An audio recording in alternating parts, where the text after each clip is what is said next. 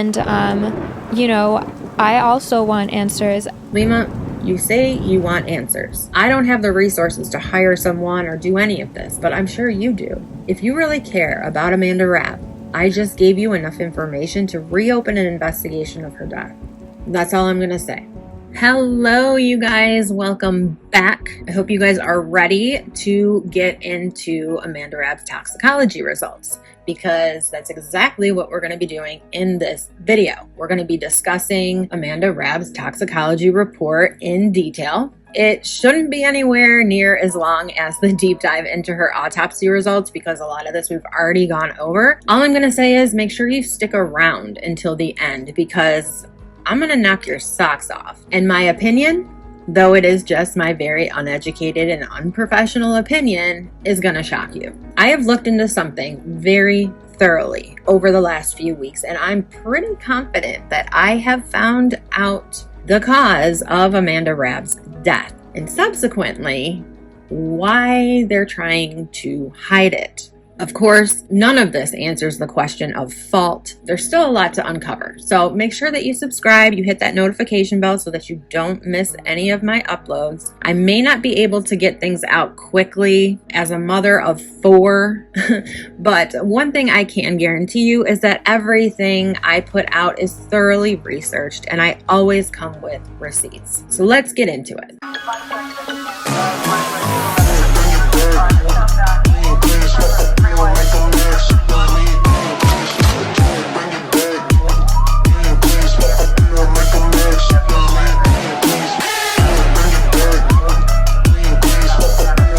Good morning, good afternoon, good evening, whatever time it is that you are tuning in. This is Unapologetically me, featuring me. No special guest, just me. I told you guys in the last video that I was just going to mix the public report in with the tox, because the public report is very short. There's not a lot of detail to it. So let's just get into that first. Now, these reports are all considered deep dives, so we're gonna look at everything. If you're only interested in my conclusion of things, then of course you can fast forward through, but we're gonna look at mostly everything on these reports. It's just hopefully gonna go a lot quicker than the autopsy report. And I know that this may seem boring to some people, but to other people, it's very interesting. But regardless of all of that, I feel it's important that people know what's written on these reports before I give my opinions. It all needs to make sense, or at least as much sense as we can make of it, given what we have and what we've learned, what we know. That's just the way I do things on my channel. Do not ask me to change it. It's not going to happen. So looking at the public report from the Las Vegas Metropolitan Police Department, the upper left-hand corner, we have the location, which would be the location of Desert Hope Treatment Center. We have the date, which is Sunday, May 9th of 2021 at 9:30 a.m. We have the reporting officer, Dwayne Gordon. Dwayne Gordon's supervisor is Kyle Frett, and this is a voluntary statement. Moving over to the right-hand side, it says that this report was reported on 5/9 of 2021 at 9:42 a.m. and it was entered on 5/9/2021 at 10:32 a.m. Right below that, it says substance abuse. Going down to the left-hand side, again, offenses, dead body. There are no victims or arrestees, witnesses, or other entities. The dead body is that of Amanda Rabb. There's no written statement. It says, can ID suspect? No, and that's because there is no suspect. She was found alone, seemingly to have died in her sleep. She passed away in her sleep. It doesn't say that, obviously, but that's kind of what the autopsy insinuated. Then it goes down to her date of birth, which has been redacted, yet the year is there, 1995, making her 25 years old. Sex, female. Race, Black or African American. Ethnicity. And then we have the height listed as 6 feet 4 inches. I had to do a double take here because I thought we were talking about Amanda Rabb, and yet it said 6 feet 4 inches. So I think there's no way Amanda is 6'4", yet it says that she is. And it also says that her weight was 180 pounds. So I was like, wait a minute, are they talking about the officer here? No, they're talking about Amanda. And because we've already gone through the autopsy report, and if you haven't seen that, you might want to check that out. I'm going to put it up right here. If you don't want to click on it now, it'll be listed in the playlist titled Amanda Rabb. But we know, based on that autopsy report, that in actuality, Amanda is 5'6" and weighed 227 pounds. To be completely honest, I don't think there's anything sinister about this misreporting. I just think they really didn't give a shit about her. In my opinion, they typed this up quickly, they entered it into the system, and that was that. They just wanted to wipe their hands of this nobody, this addict from Skid Row who meant nothing to anyone, really. Of course, that's just my opinion, but there is a running theme here in all of these reports, and that is that they weren't thoroughly completed. They're inaccurate, they're missing information, whether it's on purpose or it's just not there. They are inconsistent in their findings, and a lot seems to have been ignored, in my opinion. So no shocker here that the public report is very short and has mistakes. One thing I need to clear up here, and I'm kind of embarrassed because I know better, but the coroner and the pathologist are two different people most of the time. In this case, I had said in my last video, the pathologist, I called him the coroner, and that was a mistake. The coroner is R. Flores, and that would be the person who actually comes out to the scene and enters in the time of death. Only the coroner can do this. The pathologist is the person that performs the autopsy, commonly also called a medical examiner. They are licensed physicians. The issue here is that this is all so mixed up, and they don't name people where they should name people, leaving anyone who's going over this information to get confused. And I got confused. So I just wanted to go back to that and make it clear. After the autopsy was completed, Amanda's body was transported to Heights Funeral Home, where you can see synopsis that on 5/9 of 2021 at approximately 10:06 a.m., I, Officer D. Gordon, while operating as marked patrol 2L34, was dispatched to 2465 East Twain Avenue, room number 240, Las Vegas, Nevada, in reference to a dead body.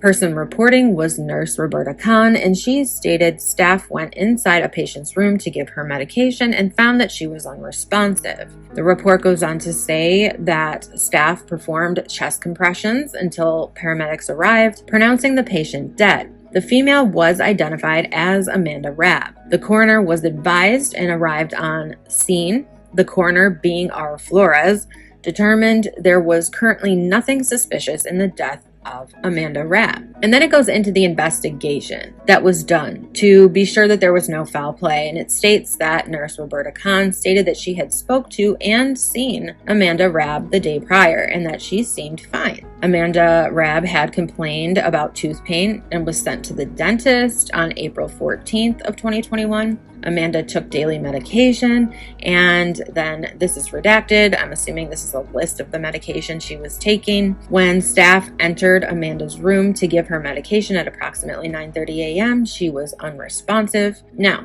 I said in the last video that it seemed that 11:55 p.m. was a bit late to be giving out meds at a rehab facility, and I know that Amanda was on a more stepped down level, but meds were always given by 8 o'clock at night and 7 a.m., even on Sunday.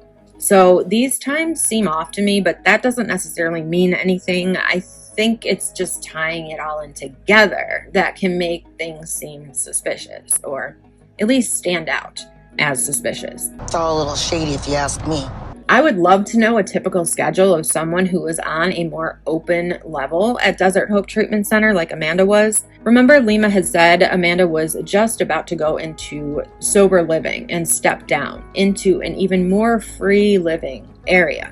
She passed away a few days before she was supposed to step down to a lower level of care, which is basically living as in a sober living, or living on campus, or living somewhere and then going to a program 5 days a week. I can only speak on my experience. It would be interesting to know what their medication schedule is usually on the weekends, because I highly doubt that it's midnight. The 9:30 a.m. doesn't strike me as odd as midnight. I mean, where do you go that they give meds at midnight? That's weird. Would it even matter? Yes, it would matter. It would mean people are lying. And to me, if you're lying, it matters. It then went on to say that the treatment center performed first aid until paramedic arrival. paramedics advised that she was deceased. Now, the original call was for a dead body, so I'm pretty sure Roberta Kahn knew she was dead, or she wouldn't have called in a dead body. Then it goes into the scene where it gives the address of Desert Hope Treatment Center, stating that it is a 2-story rehab center and that Amanda's room was on the 2nd floor. The door entrance faces to the north in the middle of the hallway. Upon entering the room, there is a bathroom located on the east side of the room. There were 2 full-size beds located in the center of the room. The lights were off inside the room and the television was off inside the bedroom. Notice here, they really don't say anything about the rest of the scene. They're not talking about candy wrappers. They're not talking about glucometers or cigarettes or loose cigarettes. They go into evidence at the scene. Right away, they state there's no signs of foul play.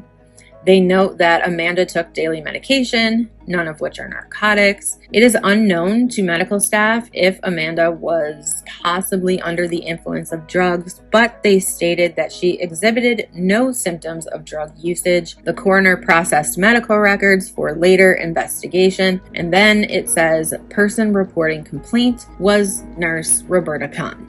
Can ID suspect? No, there is no suspect. Date of birth, and then it goes into Roberta Kahn's age and all of her information, the address of where Amanda's body was found. Then it has nothing, because we already talked about it and they don't say much because they don't care, and that's my opinion. So that's it. That's the public report. That's all they had to say about Amanda.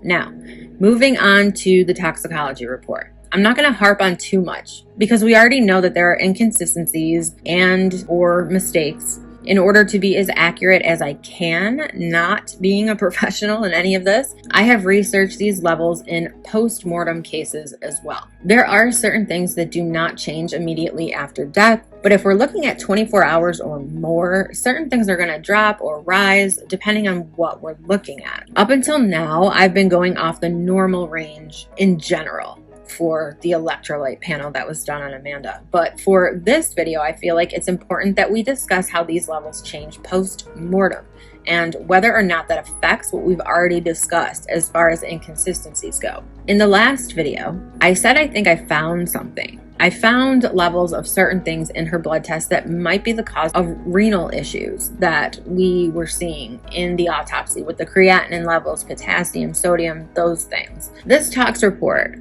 also does state later on, about 10 pages in to be exact, that not all known analytes in each specified analyte class are included in this report. It's just a general list. There are also some specific analytes outside of these classes that are included, but it states that for a detailed list of all analytes and reporting limits included in this tox screen to contact NMS labs. And then it goes on to list what is not on this screen. I'm gonna assume, because there weren't any in her system, and I'm not trying to be an ass or make myself look like an ass, but I'm just going to assume that if she had any of those other things in her system and they felt that they contributed to her death, like I said, I feel that they would have been listed. This is a forensic toxicologist who ran all of this, and I do believe they were looking for overdose initially. So I don't see why these things wouldn't be listed if they were found to be at the reporting limit. That being said, after reading through this entire report,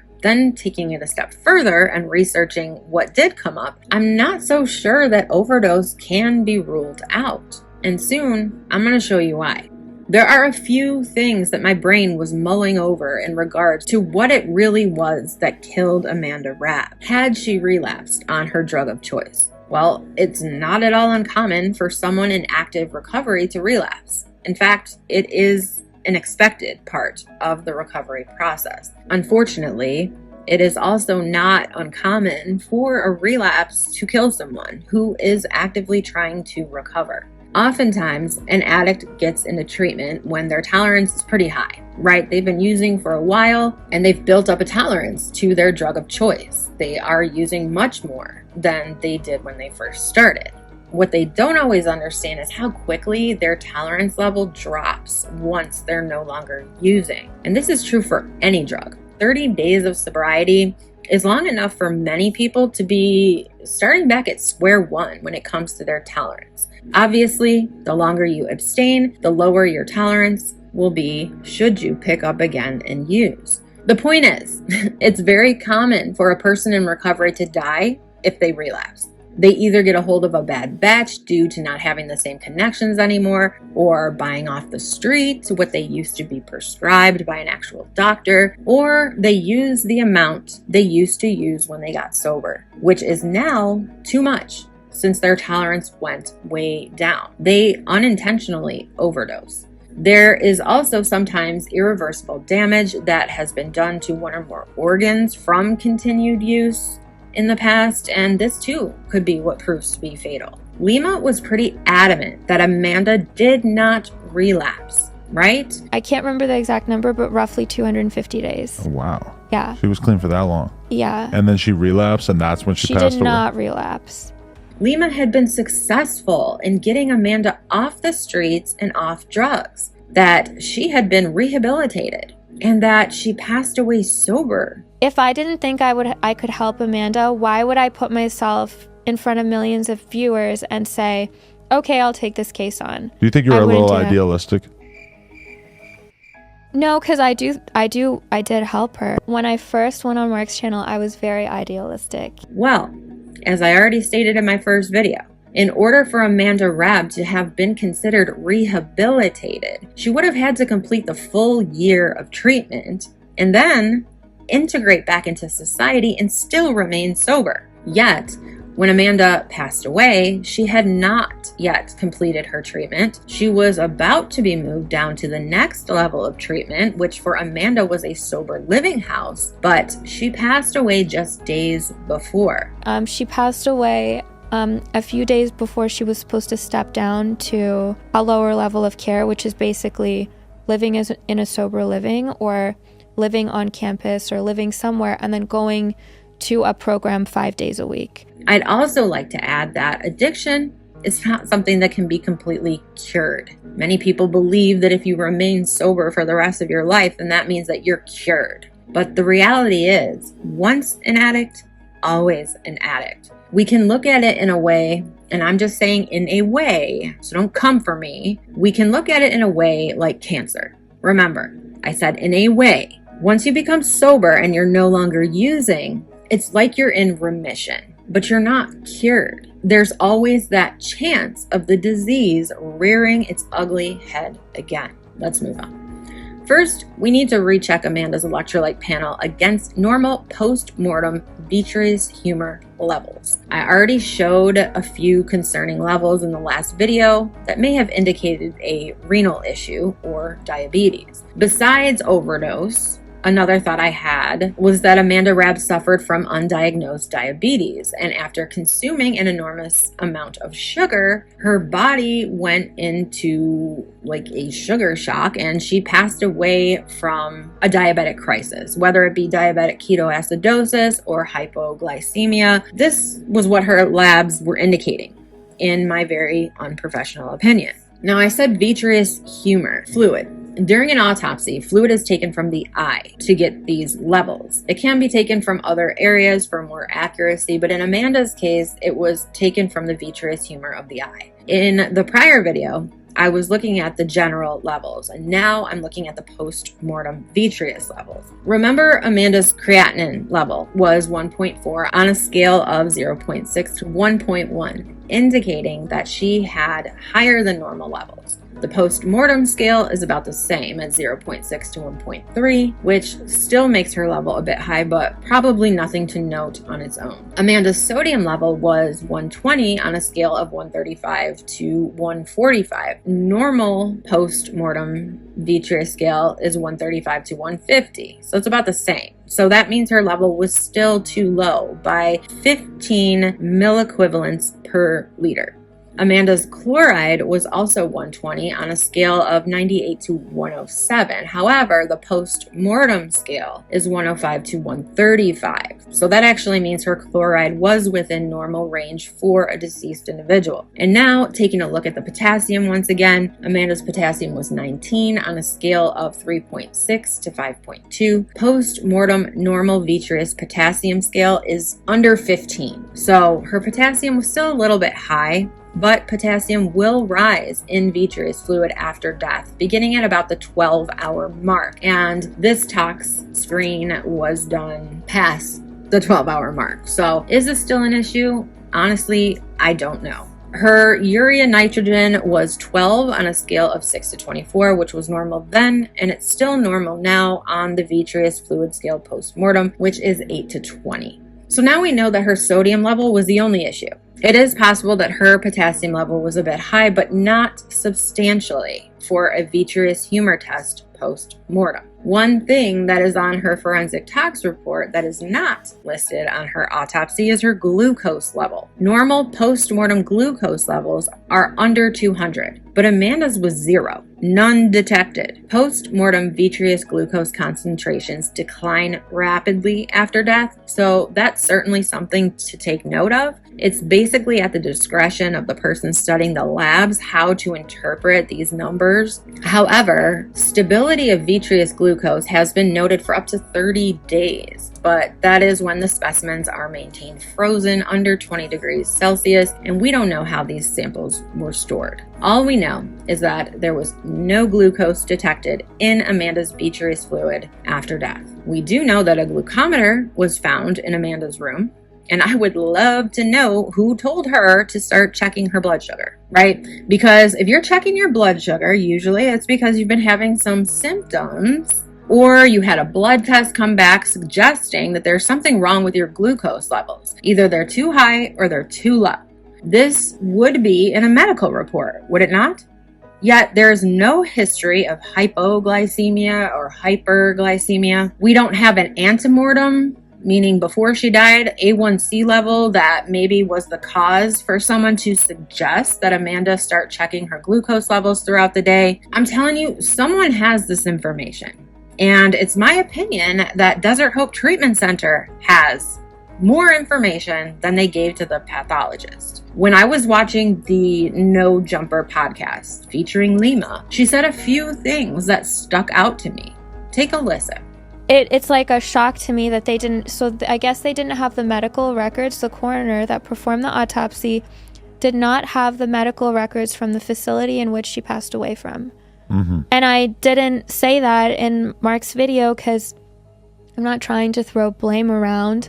I too would like a proper death investigation to be done by Clark County. I would like Clark County to release an official statement. I've had my attorneys reach out to them. This is Desert Hope Treatment Center not providing information to the pathologist. I also want answers, but I would also let Clark County clarify why I read what the doctor sent me and why the report was not amended, and also why they came up with a cause of death without having all the facts or without having all the records. I'd like to have that answer. I'm working on a video about some issues that I found with this particular rehabilitation facility. And from what I have read so far, it doesn't shock me that they did not provide certain information. But for now, we're just going over these results. So let's move on to what else was found in Amanda's tox screen. We didn't talk about it in the last video, but in the first video I did, we noticed that there were cannabinoids in Amanda's system. Now, when I first read that, I thought, okay, well, maybe they were giving her CBD oils, which have been known to help with seizures. It's also been known to be helpful in many other ways. And it does not have the THC in it, therefore it's not addictive. It's not considered to be a relapse or to be breaking your sobriety. So I was thinking something like that, but I was wrong in thinking that. CBD oil alone has 0 psychoactive effects. You can't get high off of it. In fact, you really don't feel much of an effect from it at all, other than maybe a little bit more relaxed if you're using it for anxiety. It's mostly psychologically unnoticeable. I don't know if that makes sense, but it gives you benefits without the high. Taking a look at this forensic toxicology report, there was an add-on peripheral blood test that was requested, it appears. Hence the term add-on. So speculating here, someone suggested for Amanda to be tested for synthetic cannabinoids. Not CBD, not marijuana, but synthetic cannabinoids in particular. Now, this is a huge twist in the plot. Synthetic cannabinoids have been the cause of death for many young people over the last 10 plus years. What are synthetic cannabinoids? Some of you may be familiar with them. Some of you are like, what the hell is a synthetic cannabinoid? So let me explain what synthetic cannabinoids are and why the discovery of them in Amanda's system at the time of her death is a big problem. Not just for Amanda, but for Lima. She did not relapse. And Desert Hope Treatment Center staff. There are many different types of synthetic cannabinoids out there, but the ones that I'm going to discuss in particular are called synthetic cannabinoid receptor agonists, or SCRAs. These cannabinoids are noted to be herbal marijuana alternatives, commonly called legal highs. Synthetic cannabinoid receptor agonists historically have been synthesized in biomedical research to understand the neuropharmacology of cannabinoid action and to develop new therapeutic agents. However, approximately 20 years ago, around 2004, some chemists began synthesizing alleged herbal products they called spice in Europe and what was called K2 in the US. Manufacturing such herbal products was neither illegal nor controlled. The intention of the scientists behind the creation of these SCRAs was to be able to study cannabinoid receptors in the brain. Unfortunately, as often happens these days, other people got a hold of all of this information and the rest is history. Synthetic cannabinoid receptor agonists are a heterogeneous group of compounds designed to mimic the effects of delta-9 tetrahydrocannabinol, or THC, by binding to the cannabinoid receptors CB1 and CB2. In contrast to THC, which is a partial agonist at the CB1 and CB2 receptors, most of the SCRAs marketed are full agonists at these receptors and additionally will show much higher potency. Since their first detection in herbal blends in 2008, they have become the largest group of new or novel psychoactive substances with 190 compounds reported.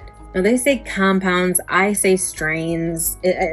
Marijuana is done in strains. Synthetic marijuana is in compounds, so if I say strains, I mean compounds and vice versa. This article was published in May of 2020, so exactly 1 year before Amanda passed away. The article that I'm getting my information from. As I said, it was initially claimed that SCRAs could be safe alternatives to marijuana due to the similarities of their pharmacological profile to THC and other phytocannabinoids. Lots of compounds binding to the cannabinoid receptors have been synthesized and evaluated regarding their binding affinities and activity in animal or cell models since then. Adverse cardiac effects are among the most frequently encountered adverse reactions after SCRA intake. Particularly both tachycardia and bradycardia have been reported. Some of the more serious side effects, however, are rhabdomyolysis, hypothermia,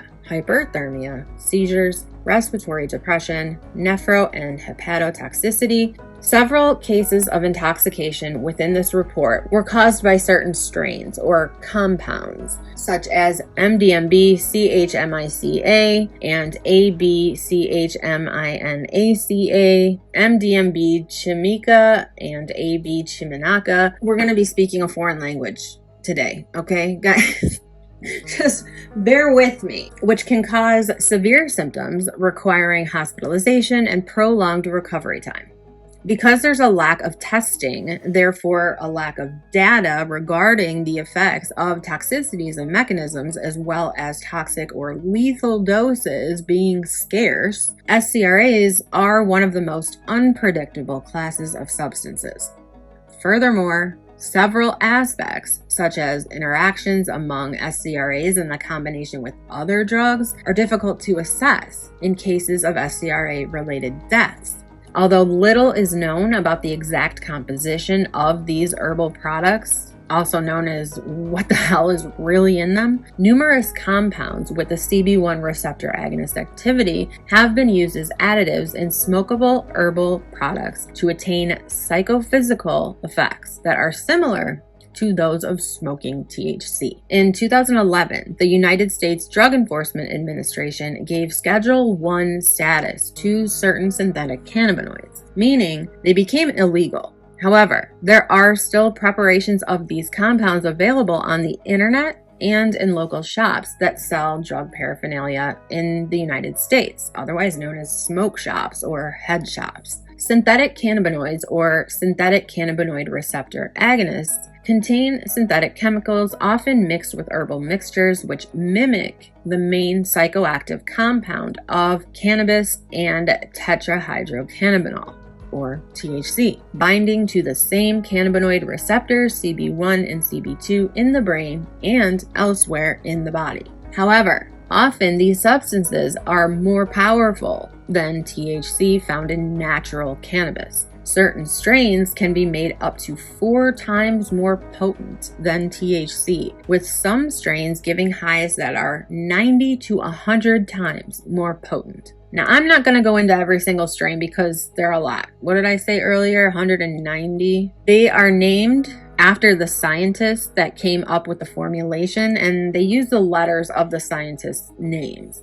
I legit would be reading off letters for the next 20 minutes. And I already know it's going to be hard for a lot of you guys to want to continue to watch this video because anytime I give a lot of information, it's boring to most people. But this information needs to come out in order for us to understand what happened here. Someone's got to do it. These are psychoactive substances that are not controlled as illicit drugs and hence can be sold openly, thus giving them the nickname legal highs. SCRAs are also not detected by common drug tests.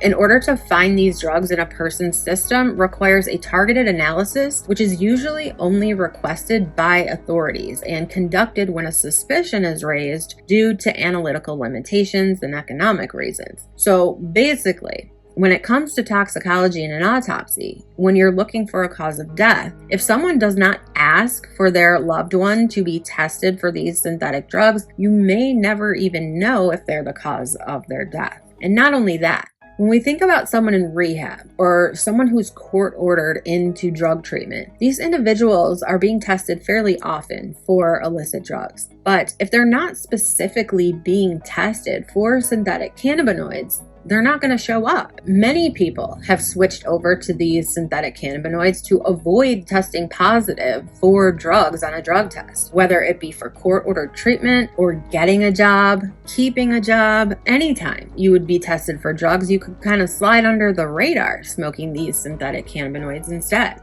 Also, unfortunately, a lot of younger kids are able to get their hands on this stuff fairly easily and thought of it as a safer and legal alternative to marijuana. I've already talked about how these formulas can be far more potent than THC itself, and that comes with the cost of also being far more addictive with longer lasting effects. Of course, there are also many street names for these synthetic cannabinoids. Typically, they're called K2 or spice, but each strain has a different fun name to go along with it that keeps kids wanting to try every single one. Just a quick Google search of K2 right away comes up with special precautions and warnings. When inhaled, K2 or spice is unsafe. It can cause serious side effects including hallucinations, seizures, kidney failure, heart attacks, stroke, and death. Does any of that sound like somebody's autopsy we've looked into recently? I have stated there are many different types of blends of these synthetic cannabinoids. Some of them far more potent than others. By now you guys are probably wondering, well, what type were in Amanda's system? And this is where it's going to get a little complicated to understand, if I haven't already lost a lot of you so far. I'm going to try my best to make this all make sense to you guys. And then, of course, as always, I'm going to leave it up to you to decide what you think. And I'll let you know what I think at the end. I've also just realized that I lied and this video is going to be a lot longer than I intended yet again. I'm going to try to include everything in one video. If you want, now would be a good time to take a break and maybe come back later. To those of you who can take it, let's take a look at the list of cannabinoids that were found in Amanda Rabb's system at the time of her death. And after that, we're going to get into why I think they may have played a role in her death. So you're now looking at the analysis summary and reporting limits of the synthetic marijuana strains that were found in Amanda Rabb's system. Notice all of the different letters and amounts of each strain. Every single one of these strains have caused fatal intoxications in individuals in the past. And like I said, I always come with receipts. So I have a list from one study in particular of the individuals that passed away with one or more of these strains in their system. Many of them passed away very shortly after consuming. We already know these tests are not run unless they're requested, and in the case of Amanda Rabb, they were requested to be run. We don't know why. We just know that someone asked the forensic toxicologist to specifically test for synthetic cannabinoids. One thing to note, where you see compound and you see the list of different strains, and then next to that it says RPT limit, that is reporting limit. There's a reporting limit that needs to be met for every compound. If what is in a person's system does not meet the reporting limit, it will say none detected. If it is detected, then the number will be there. So just so you guys understand that. Now, people have passed away after months of using these substances or longer, and people have passed away after their very first hit. Again, we have to look at the autopsy and the toxicology reports as a whole, as well as Amanda Rabb's medical history that we do know. Unfortunately, thanks to most of her organs being redacted from the findings, it's going to be difficult to prove any of this, and that's obviously the intent of redacting them to begin with, in my opinion.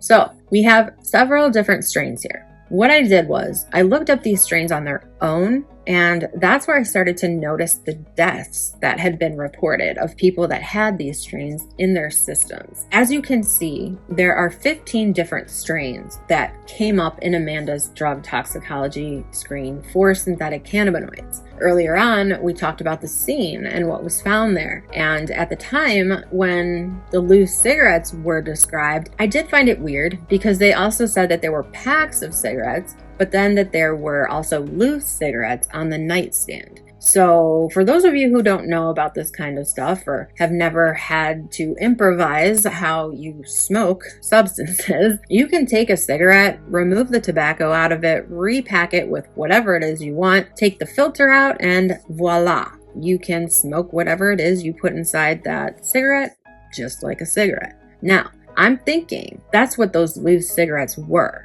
They were not tobacco. They were repacked with synthetic marijuana. Of course, I don't know. It's just my opinion. It's entirely speculation. Nothing that we know was seized from the scene. That's what it said in the report. However, like I said earlier, someone had to have asked for this test of cannabinoids to be run. And usually it's law enforcement.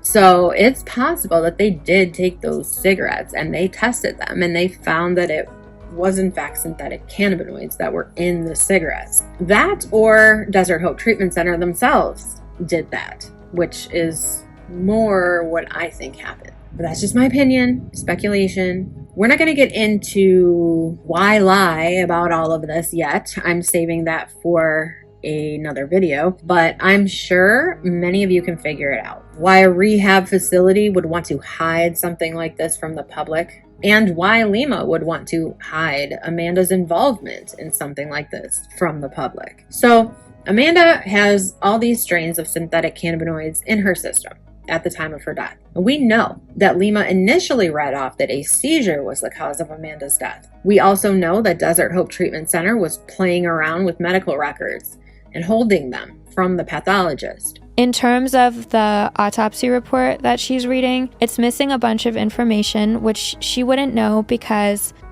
she doesn't have all of Amanda's medical records. When our team saw the report, it's like a shock to me that they didn't. So I guess they didn't have the medical records. The coroner that performed the autopsy did not have the medical records from the facility in which she passed away from. And even further, we know that the pathologist concluded that the cause of Amanda Rapp's death was a cardiac arrhythmia.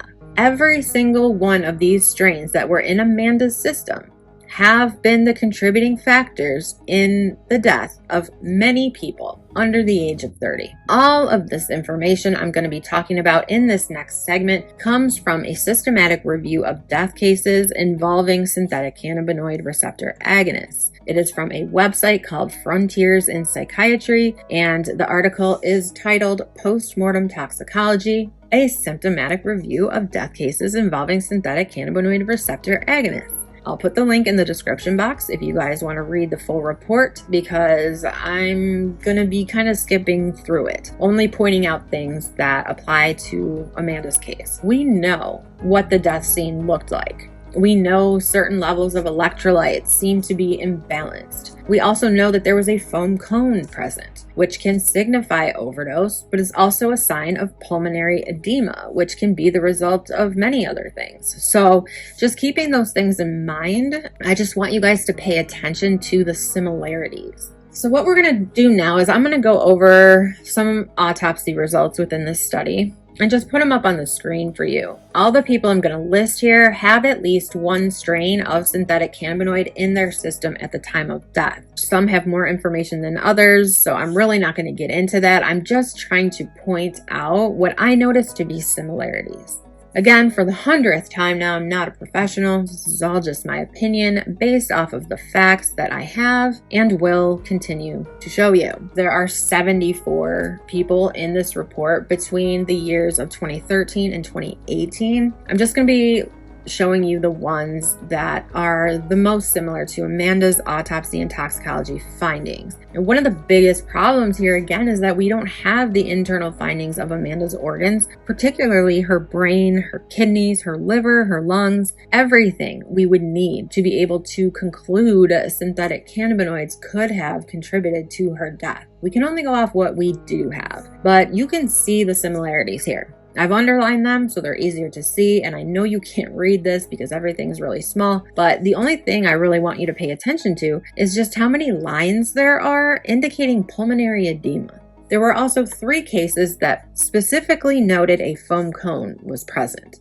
And then I also highlighted the strain of synthetic cannabinoid in the person's system at the time of their death that coincided with the strains of Amanda's tox report, of what she had in her system at the time of her death. There are many similarities. Some of these people have died in other ways, basically reckless behavior that caused them to fall, to jump, to get hit by a car. A few of them also passed away from aspiration, of having suffocated on their own vomit while in a comatose state. But one thing that stands out to me is that most of these individuals, with the exception of maybe 3 or 4, had no underlying disease or illness that would cause an unexpected death.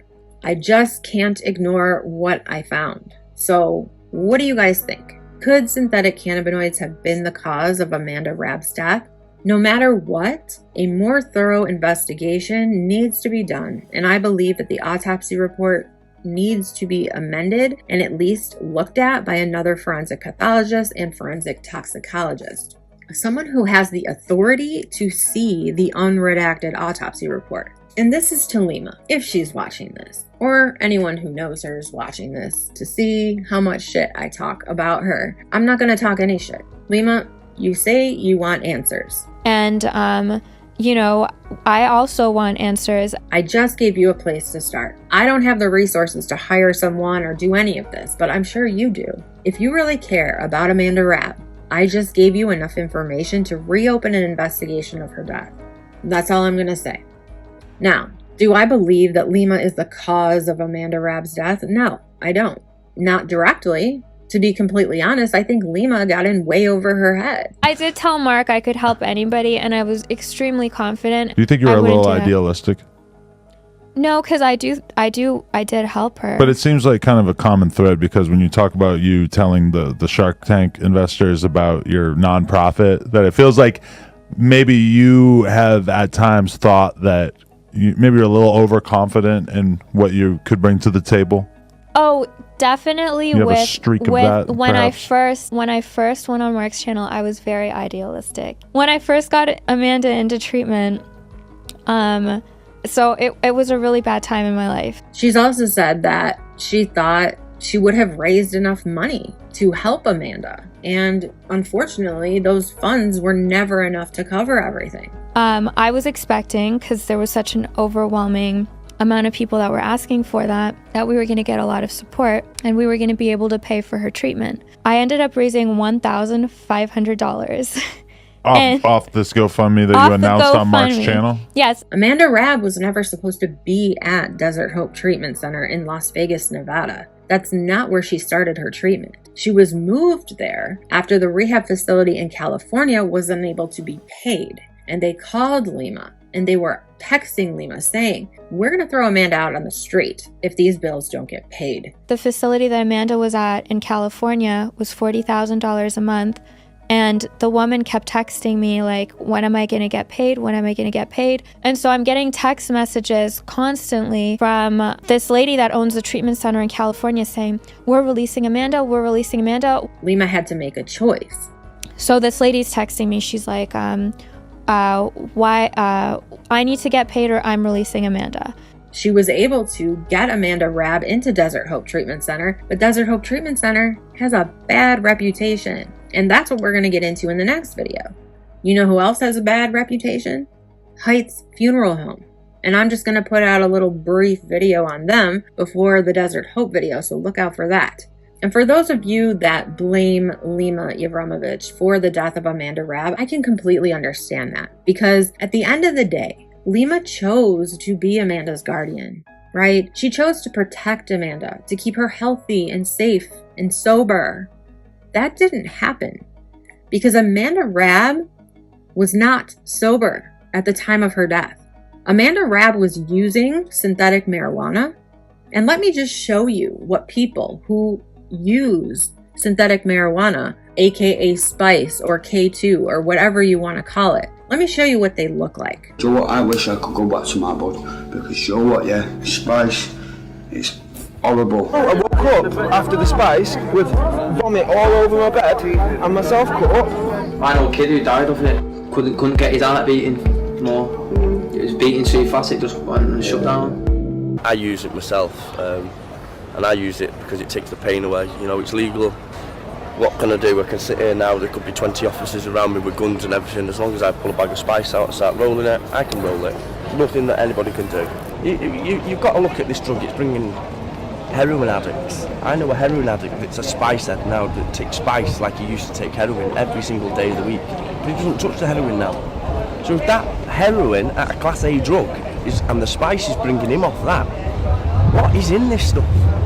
It's amazing. Yeah, I've got a spliff there. Where do you sleep at night, Titch? Car park up Portland Street. Are you waiting for a hostel?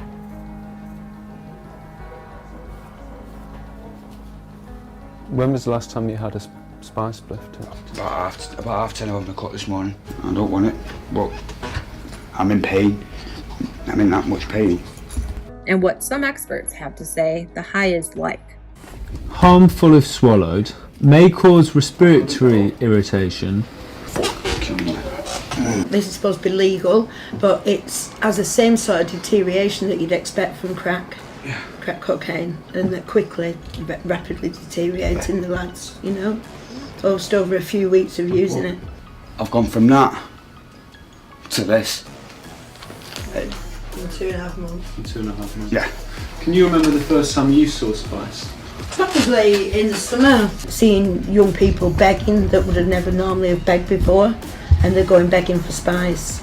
You know, there's the same irritability that you would associate with crack, but yet you're actually sometimes now showing physical withdrawal signs as well, which you'd associate with heroin. I mean, some of the young people described that you know, the heart palpitating and really going really fast, and they just will not take on board that how detrimental it's going to be to their, you know, the mental health and long-term well-being. Need I say more? I'll talk to you guys on the next video. Have a great rest of your weekend, week, whenever you're watching this. And remember to always be safe, be healthy, be happy, and most of all, be unapologetically you. Bye-bye.